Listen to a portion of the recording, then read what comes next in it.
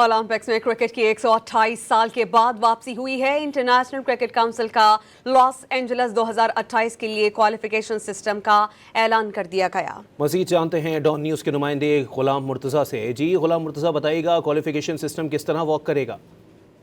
Olympics में cricket के 128 साल बाद वापसी हुई है और बाकायदा तौर पर इंटरनेशनल क्रिकेट काउंसिल ने लॉस एंजल्स 2028 के लिए क्वालिफिकेशन सिस्टम का भी ऐलान कर दिया है और इसमें मर्दों ख़वातीन की 6 टीमें शामिल होंगी।